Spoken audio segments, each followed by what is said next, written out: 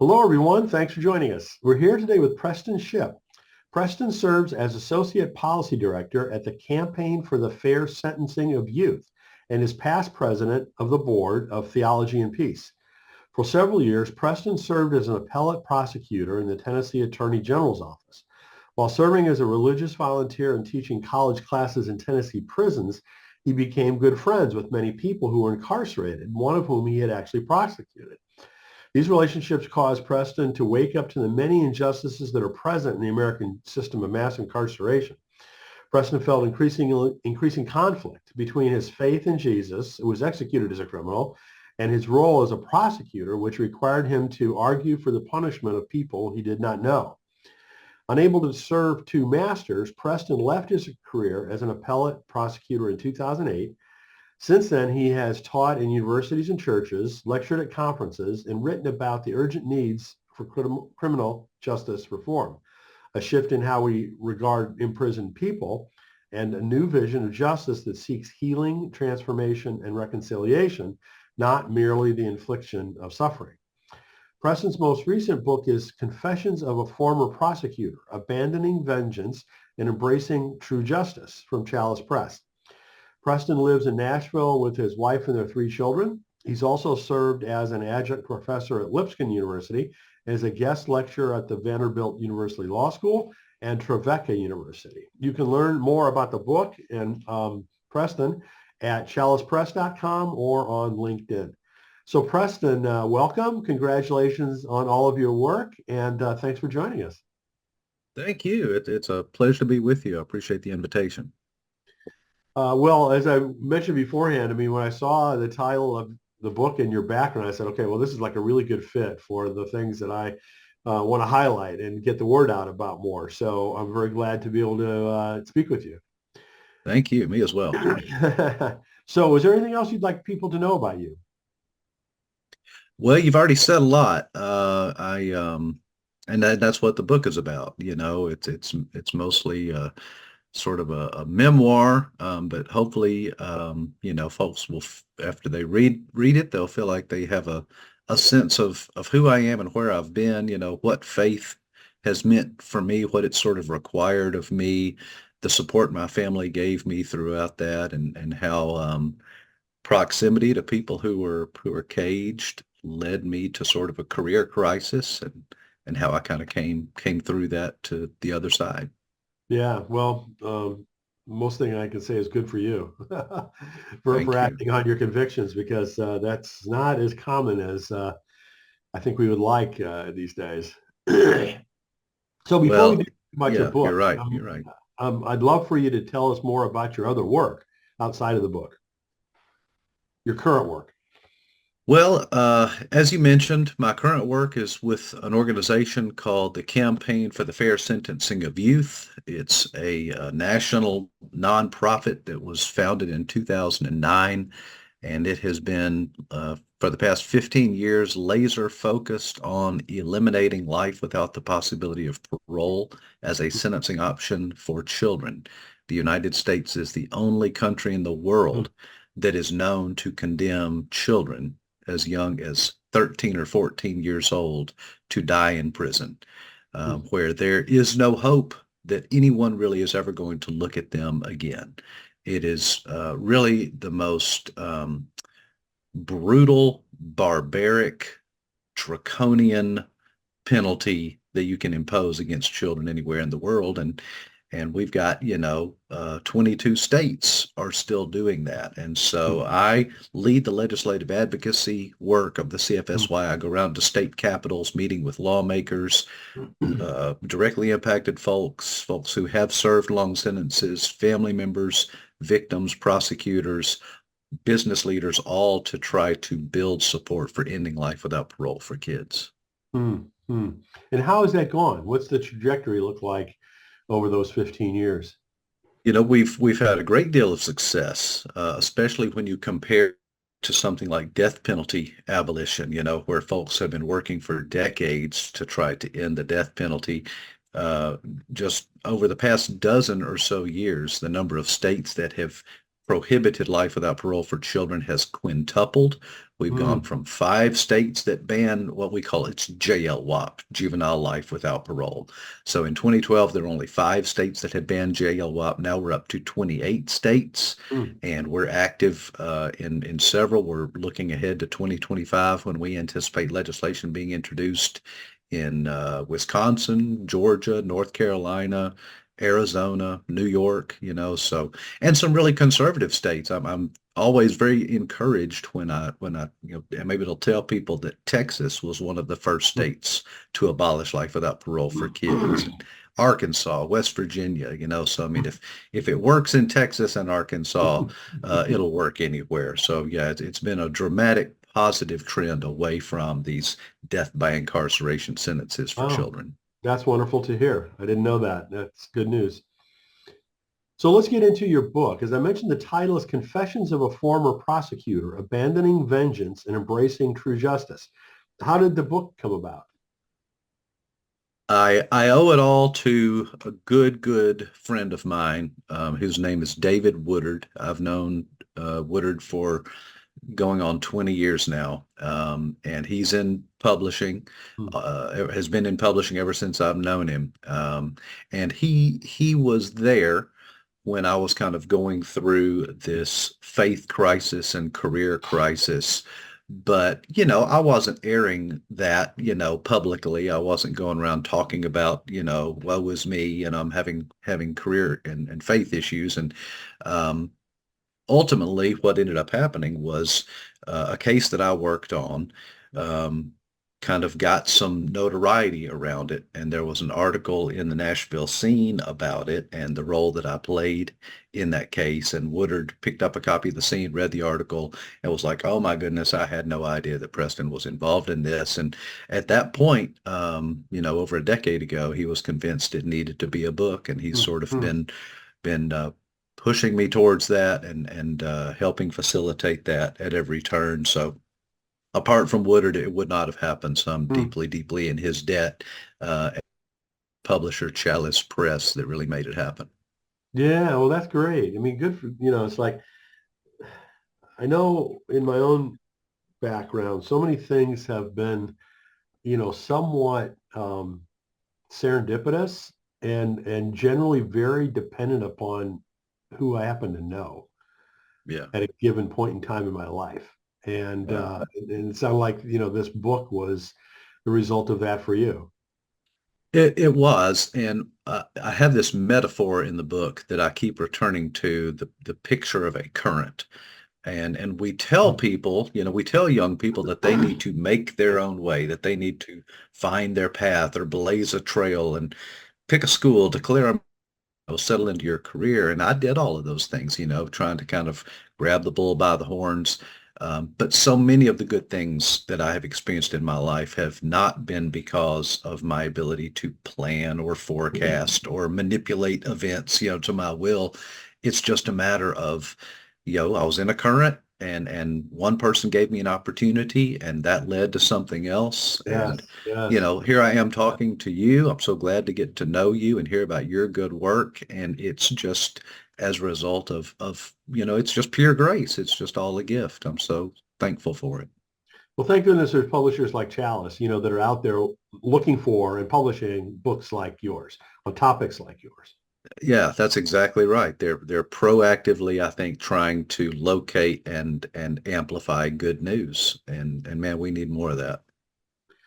So I realize the criminal justice system is very large and very complex. But for those of us that are, pretty clueless about it, generally speaking, can you kind of summarize why it's in such need of reform?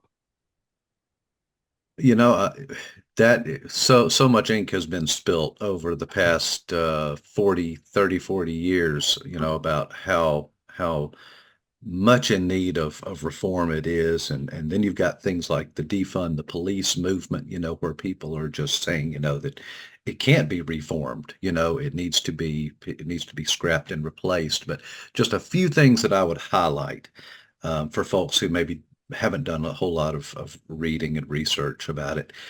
First of all, the United States has the largest population of caged people in the history of the world. Hmm. Nobody has ever incarcerated this many people, both in terms of overall number of people incarcerated and in terms of per capita. Hmm. So Hmm. it's not like, other smaller countries, well, they don't have as many people, but they've got more per capita. No, we've got both. The United States Wow. has both.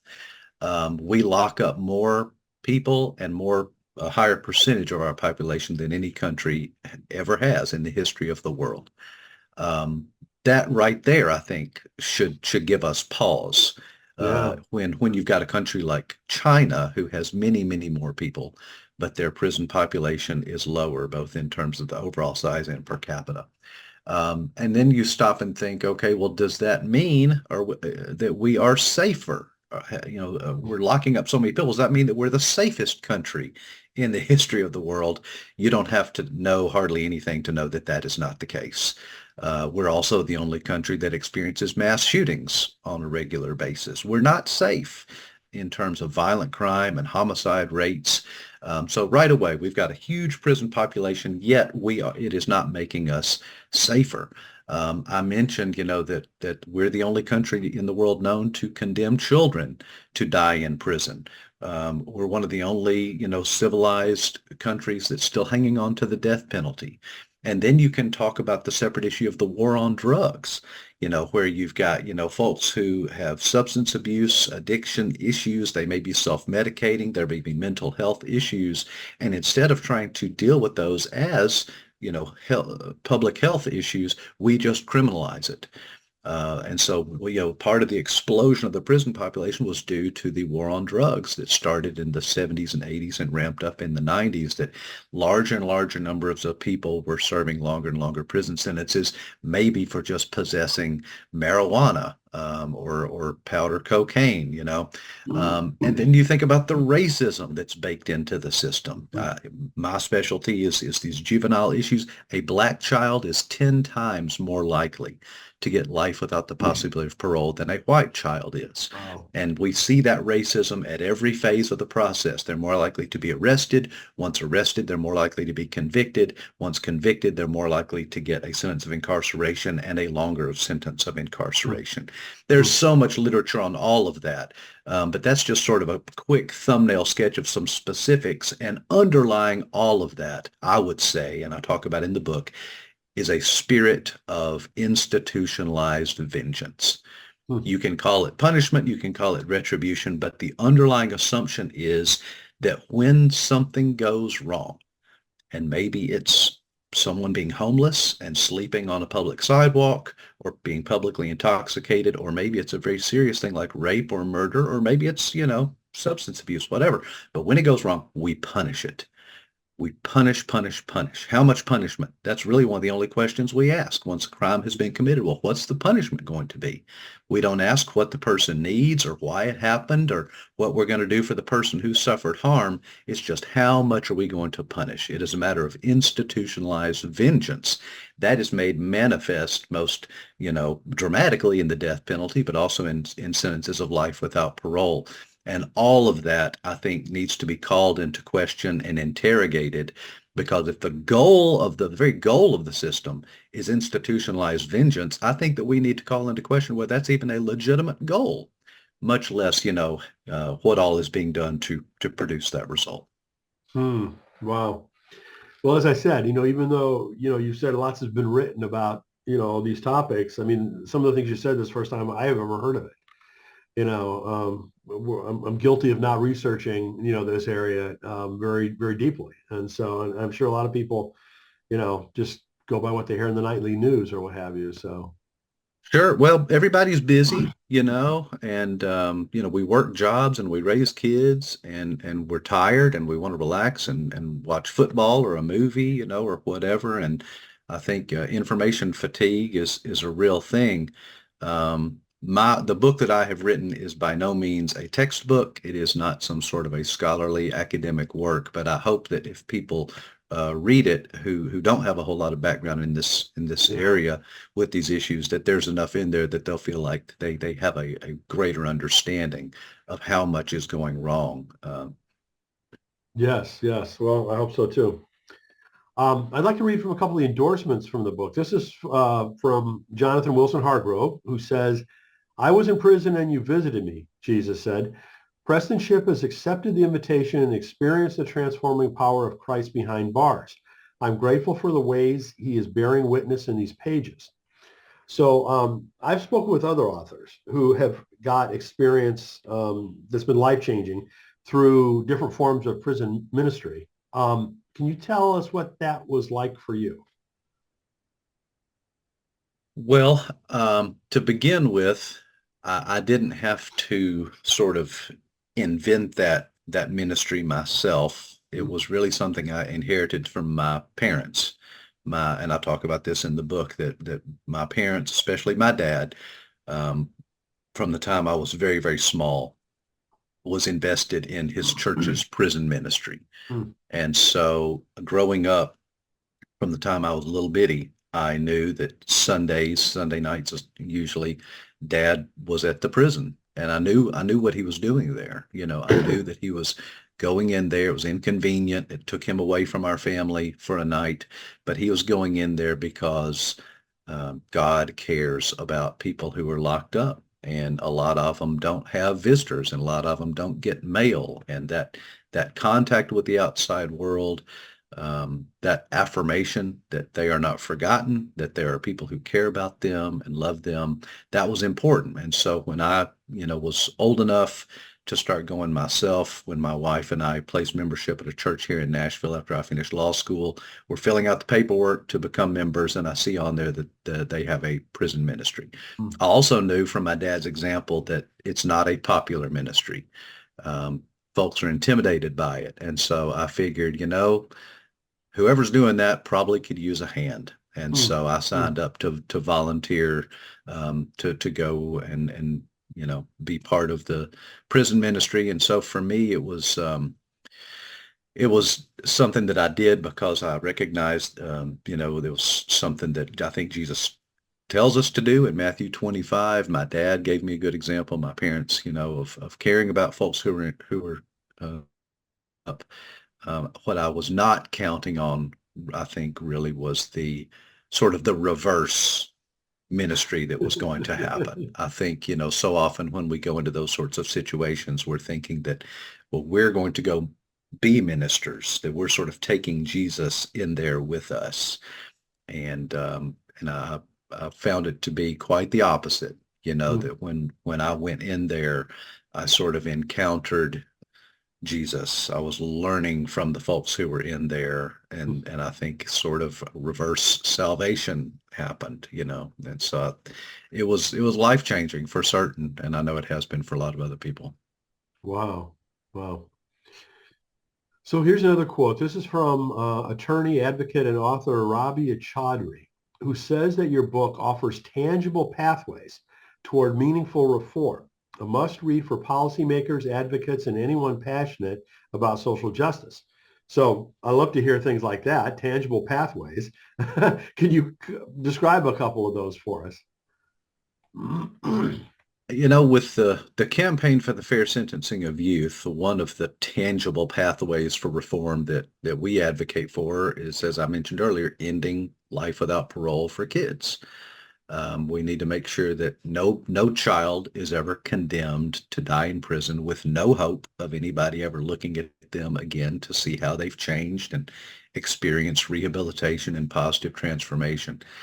There's so many other pathways that are in need of us taking. We need to stop criminalizing things like addiction and homelessness and mental health. The United States prison system is the largest mental health provider in the country because that's just what we do. We lock up people who have mental health issues. But all of those pathways, I think, are sort of like tinkering with one aspect of an assembly line that is altogether broken. It's not like, well, if we were just better at this one thing, if we just would stop sending kids to do life without the possibility of parole, then, we've got a much better system.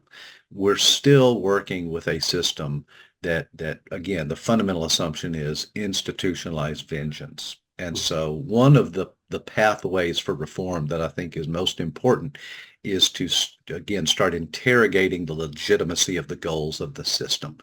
If we're just wanting to inflict harm on people who have harmed others, that's just not as compelling of a goal as we want to figure out what everybody here involved needs, and we need to try to repair what has been harmed so that people can thrive. That is much more, I think, in line with a biblical view of justice. I think that it requires a paradigm shift, and for me, that paradigm shift started when I went into prisons and was proximate to people who are caged. And so I would say for all Christians, churches, people of faith, people of goodwill, people of moral seriousness, being proximate to the people who are suffering under the weight of this injustice, that is the best pathway for reform to take, because that's where you really learn from the experts. So one thing, I'm old enough to remember when there used to be mental hospitals around, quite a few of them, and they're no longer, at least, as far as I know. There must be some somewhere, but there's certainly much less. How did that happen? Do you know why that happened? I think part of when we talk about the buildup of the American criminal justice system, back in the early 1970s, there were less than 300,000 people who were locked up in American prisons and jails. And now, here we are 50 years later, and we're up over or around 2 million. Huge, huge increase. And it's because, we of what we have prioritized. If we wanted to prioritize mental health treatment, then we would fund treatment centers, and there would be an abundance of them, for people who needed those, whether it's for inpatient, outpatient, short-term, long-term, whatever. We would fund it, we would build it, but that's not what we have done. What we have done is we have pumped increasingly large amounts of money into a system of punishment, like I said, of retribution, of institutionalized vengeance. And so if that's where all the dollars are going, then that's where you're going to put the people who are suffering the effects of mental health issues or addiction issues. And then, so often with these things, if you have untreated mental health issues, and you have poverty mixed in with that, so that the folks can't just go to a doctor, like some of us could, and get maybe a prescription, get medicated, whatever. Well, then they'll self-medicate, and they'll do that using illegal substances, and the illegal substances are expensive, and so they may need to commit a crime to get money to get those illegal substances. And so we have started this horrible spiral, that ends in criminality and potentially violence, and that will send you to prison for a long, long time. And if you're being sent to prison for a long, long time, somebody's got to pay for that. So increasingly large percentages of our budgets are going to those things instead of treatment. So, it's terrible what's happened in that regard. Another area that I don't know much about, but have heard things around the privatization of the prison system and how that has been detrimental to its proper functioning. Do you have a view on that? Yes, and that's just another really, really insidious aspect of this mass criminalization, mass incarceration problem that we have, catastrophe that we've made for ourselves. Basically, what privatization is, if an entrepreneur recognizes that, my goodness, Tennessee has a whole lot of people who are serving long prison sentences, and, where are they going to put all those folks, and who's going to staff that place? What an entrepreneur, a group of entrepreneurs might do, a corporation might do, is they say, we'll build a prison.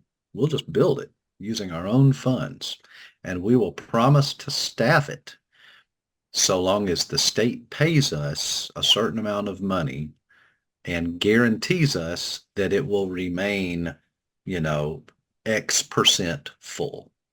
And so that's essentially what, like, Core Civic is the largest private prison corporation in the world. And so that's what they'll do. They'll build a prison. They will champion it as they'll put it in a rural area and say, look at all these jobs we're creating in this rural area. Come work at our prison. Then they'll enter into a contract with the state of Tennessee, and those state funds start pouring in. They're paying per prisoner. Under that model, every empty cell in that prison represents lost profits. You want to make sure that every cell is full. And how do you do that? Well, Core Civic can hire a lobbyist to go to the Capitol and have conversations with lawmakers about how we need to get tougher on crime. We need to make sure that we have mandatory minimum sentences, and that we have 3 strikes you're outlaws, and that we increase the penalties for some of these crimes. Because once those laws get passed, those laws operate as more surefire mechanisms that there's going to be people in those cells for longer and longer periods of time. And what's really insidious about it, is when a lawmaker or even a prosecutor or a judge, it's a publicly traded company. You can go buy stock in Core Civic. And so now you have your portfolio gives you a financial incentive to make sure that these people are being convicted and given harsh sentences, so that Core Civic continues to make lots of money. It also encourages to increase overhead. You want to operate that prison just as cheaply as you can. You don't want to pay the folks who work there. You don't want to spend money on food. You just want to maximize your profits. And that's why, prisons run by private companies like Core Civic tend to be the most dangerous prisons out there. Because they're not going to invest what they need to really make them safe, to really make sure that people are getting programming and receiving rehabilitative opportunities. Wow. So yet again, the drive for profit, is driving the increase in the punishment and the vengeance. It's true. It's true. You don't have to look far to find greed underneath it all. Mm-hmm. Mm-hmm. Well, what would you like people to most take away from your book? Hmm. I think that obviously I hope that people learn a thing or two because I do view this as an absolute crisis. When you're locking up this many people, some of them from such an early age, I think we have a crisis on our hands that we need to know about and figure out, how we can plug in and get involved. But my faith has been, when we were first talking about the book, the question was raised, well, do we want to incorporate faith into this? Because a lot of criminal justice books, that's just two totally separate categories and compartments.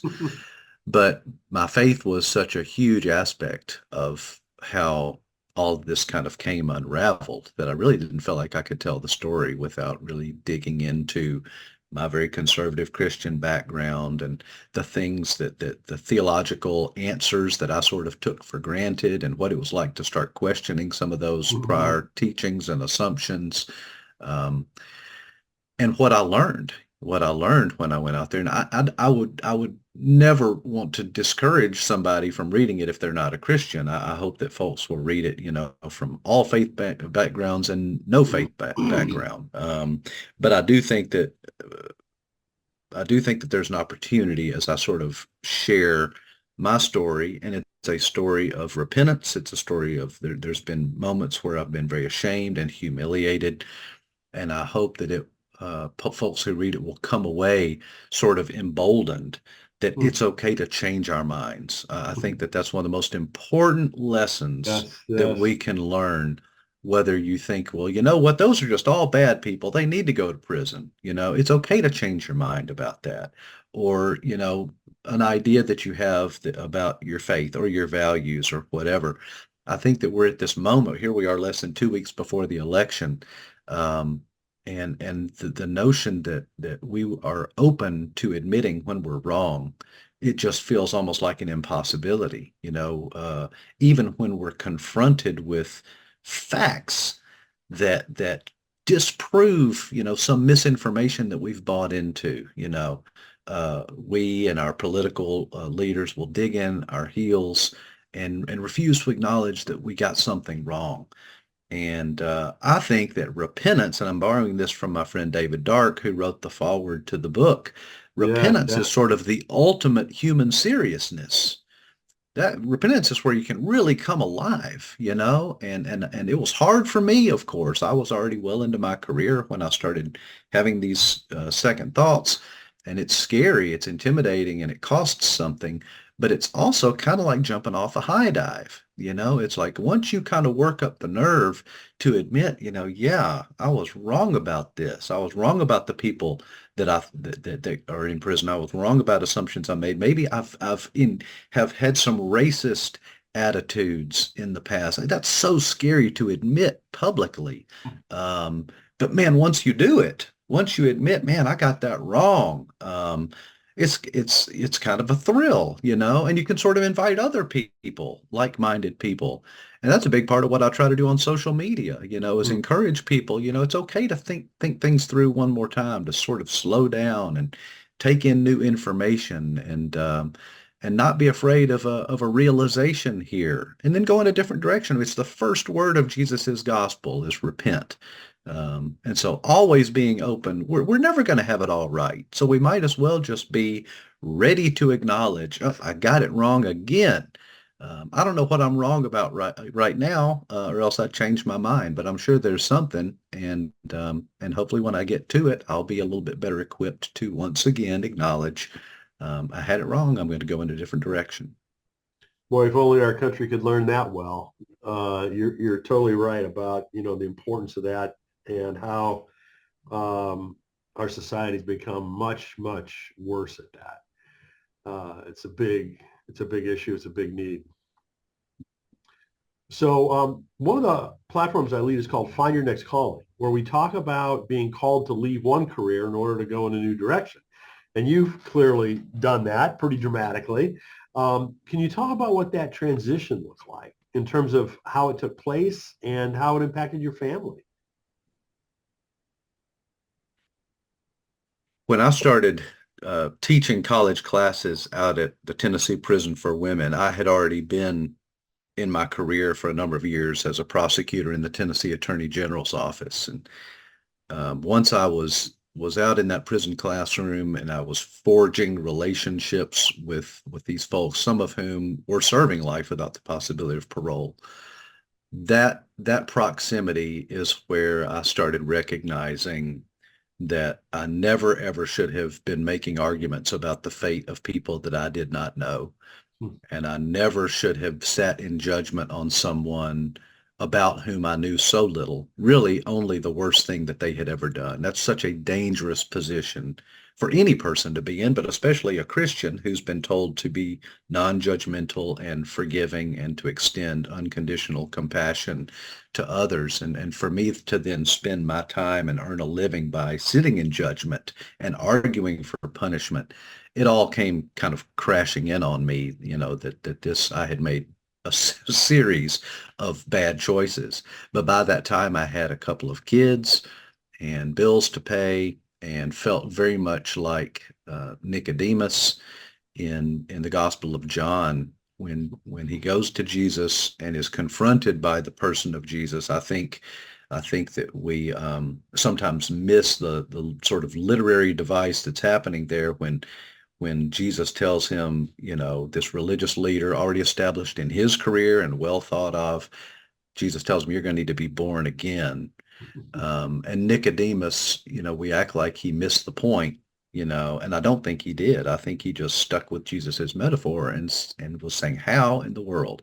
You may as well ask me at this point to literally be born again, and that was how I felt, well, Jesus, if this was the lesson you had for me, you should have brought it to me when I was in college and I could have, declared a different major. But it's too late, but it wasn't too late, and so for me, it was a matter of if sort of dropping back, and thinking, okay, I have to make a living. Here are the tools that I'm working with. What else can I do? Mm, And mm, so that meant initially transferring to a different division of the Attorney General's office, which was sort of a stopgap. At least I can get away from arguing that people need to go to prison.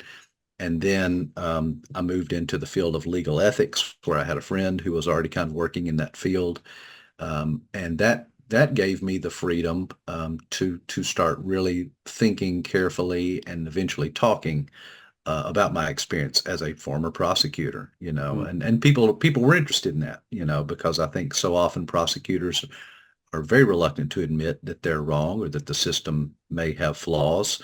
And so to hear from one who had sort of taken those blinders off and was willing to speak honestly and transparently about, well, here's how I see the system breaking down, people were interested in that. And so I got a few opportunities to speak and share. And again, I fell into a current, and I'm just so deeply grateful for it. But yeah, it was initially, it's intimidating, it's hard. You feel like you don't know, because you don't know what you need to do.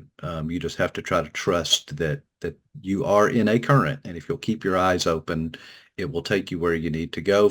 Some family members and friends thought I had just completely gone off the deep end, um, but that was okay. I felt a sense of conviction, and I can't give enough credit to my wife, Charisse, who was always in my ear saying, she's a very discerning, wise, sensitive person. And so it really didn't matter if I didn't have the answers or if other people thought that I had sort of lost it. She was there saying, this is the direction that we need to be going. And so having someone like that to affirm those things, to cheerlead, to encourage, that made all the difference in the world. Amen. Oh my goodness. Well, good for you and good for her. You know what I mean? For jumping off the cliff and being able to do it. Talk about a leap of faith.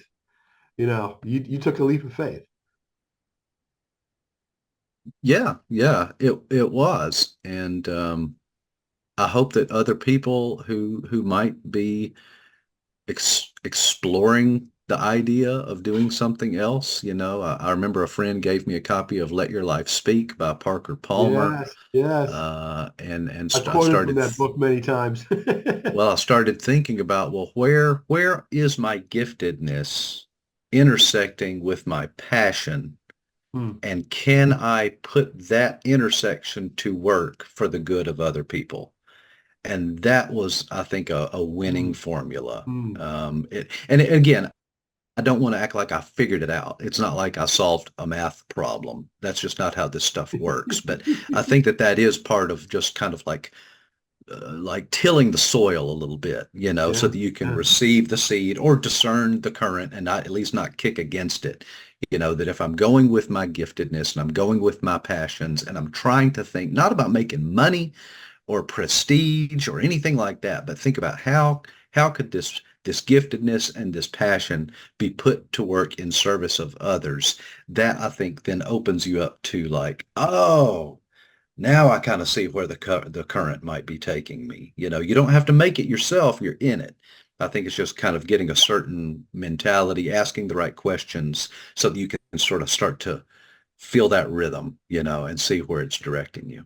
Wow. Well, I hope you write a book about that, quite honestly, because Well, you're a role model, in terms of actually making that happen. It's obviously not an easy thing. Most people don't want to do it, no, right? I mean, most people aren't confronted with it as dramatically, the type of situation that you were in. I yeah, went from high tech to doing other things. That wasn't nearly as earth shattering in terms right. of faith and income and everything else. Whereas, your situation was, dramatic.